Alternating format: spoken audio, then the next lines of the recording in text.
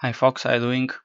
In the first round of this Super Tournament Norway Chess Challenge 2014, we saw an interesting battle between Alexander Grischuk with white pieces and Fabiano Caruana as black. Now remember, Caruana blundered yesterday very badly against Magnus Carlsen in the Blitz game, in one of these Blitz games, and Oral had a bad Blitz section tournament, so it was important for him to recover today and have a good start for the classical tournament.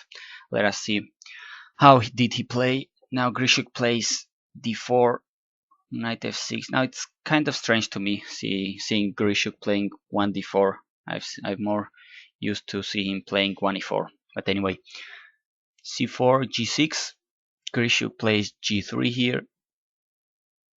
Both bishops go to the g file. And now c5. Attacking the center, playing more or less in a Benoni style. Could also transpose into a King's Indian or even a Grunfeld, who knows, but it's certainly a very playable move here. d5, black castles, knight c3, e6. Now this is going towards Benoni lines, and well, for instance, knight f3, this is a very well known line, it seems, between GMs. This exact line, for instance, Caruana himself played this line as white in Zurich Rapid game this year. It was on winter. Another recent top game was, for instance, Ponomari of Backrot in FIDE Grand Prix Paris in 2013, just a year ago. So you could expect both players knew what way they were doing. Now another note for the opening, I think it's I haven't seen Caruana playing the Benoni that many times. He's more of a Grunfeld player or even a Slav, but I don't remember seeing him playing the Benoni, so maybe this was a kind of a trying to surprise the other game. Now d6, and we are in the pure Benoni game. White castles, rook e8. Now white has a bunch of options, for instance, to play h3, to prevent knight g4, bishop g4, to play bishop f4, and the most common move is probably to play the knight on, to put the knight on d2 and later put it on the important c4 square, attacking d6, etc. Very in the style of the Benoni, but Grischuk plays otherwise. He plays a4. Now b5 is one of the main ideas of black in this defense. Try to prepare b5 with a6, knight d7, rook b8, etc. So he just puts a big obstacle in these plans. Path, putting a pawn on a4, directly controlling the b5 square. Knight d4 was played here, obviously attacking c3. Kind of a Dutch defense move, right? When the knight can allow himself to go to e4. Now it opens the bishop on the g7. White takes, rook takes. Now the rook is in the middle of the square without these pieces being developed, but it seems black is absolutely fine here.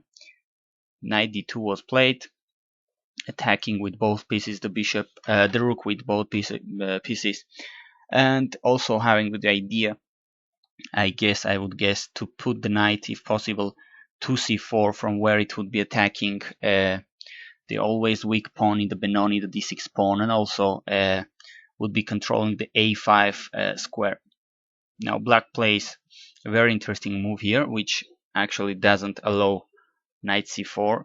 The rook doesn't go back, which could be something that could be something to be expected, or seems a natural move.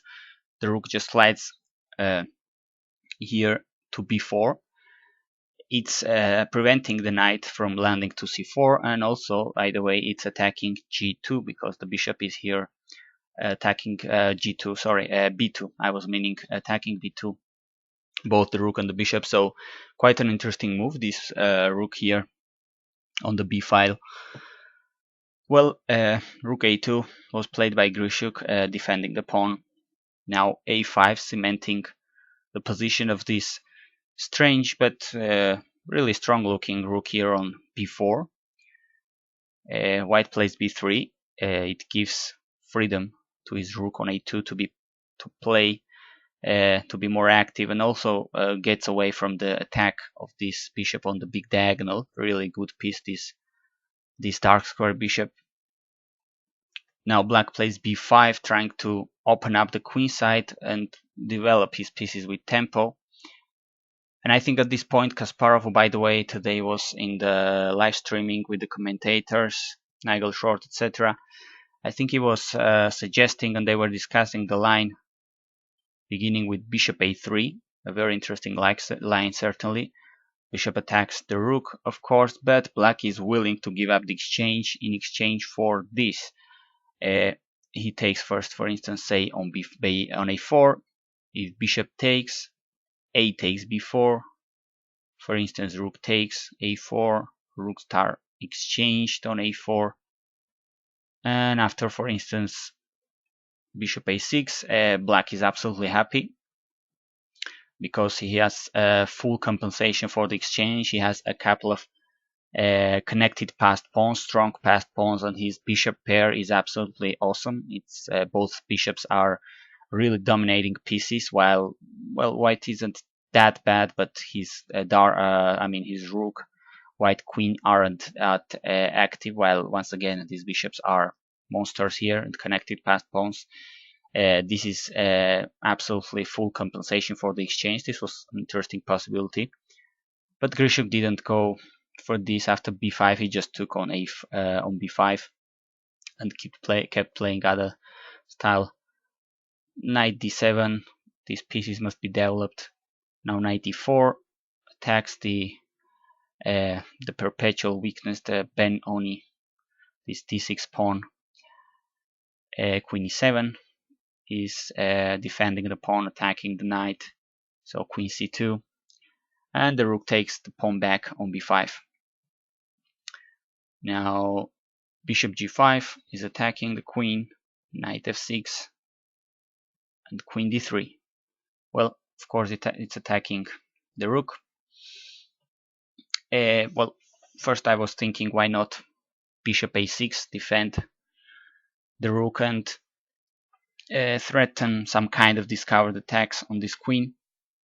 In this case, computer is suggesting for white the queen e3 move, threatening to take on f6 with check and winning material here, obviously.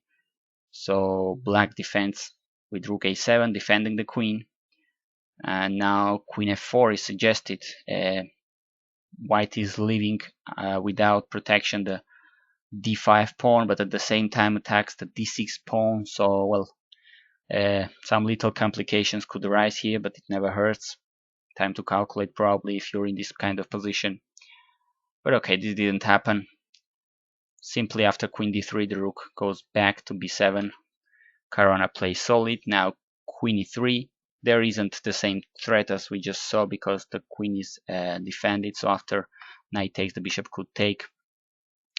But h6 is played anyway. Bishop takes on f6. Bishop takes.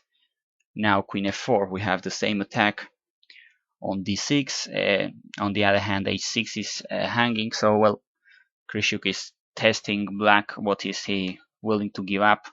Caruana gives up the h6 pawn, bishop e5, and the queen takes on h6. Now rook takes on b3.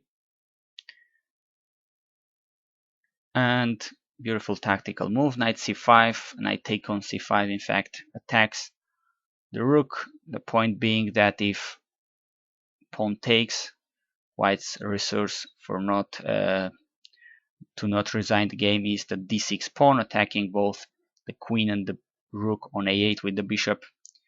And here the computer suggests this line.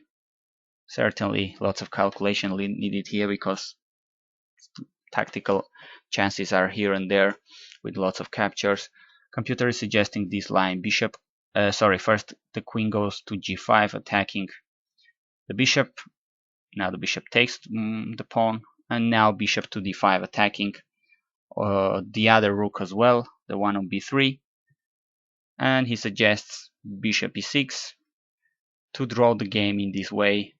Bishop takes, f takes, queen takes check with a perpetual check. Okay, this is why sometimes engines are funny. Certainly in this kind of a position here or a couple of moves later, both players would be thinking about everything but draw. Probably lots of calculations would be needed here not to lose the game for either player, but okay, interesting. This didn't happen. Knight takes c5, the rook just went back to b5. Knight goes away with the pawn to d3, bishop back to g7, queen back to d2, defending e2. Well, white has won a pawn, but certainly black bishop pair, his active rook here, and the passed pawn on a5 must compensate for it. a4, queen c2 was played, and well, a3. And well, this is leading to more material imbalance as white takes on a3, black takes back, and now the bishop on c8 is not protected. This is what white's combination is based on. Queen takes c8 check. White has a knight and 2 pawns for the rook. Certainly an unbalanced position materially. King h7 and bishop f3 to protect the e2 pawn, I suppose. Now rook c3. Black rooks are certainly active, supported with this bishop on g7.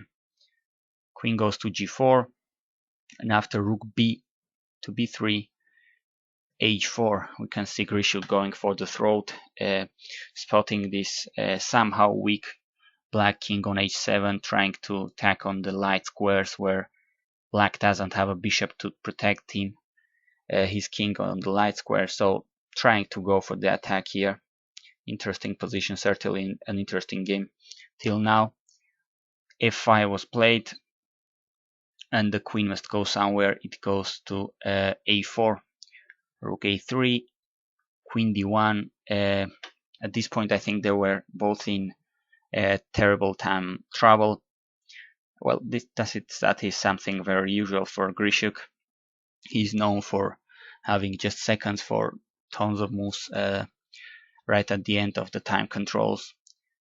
Now bishop h6, controlling dark squares, king g2, and after queen f6, Grischuk cannot forget about his attacking ideas. He's probably trying to get the h-file open to make this rook work on the h-file against black king. Queen d4, black forces are, well, certainly surrounding white, taking lots of central positions, controlling lots of squares.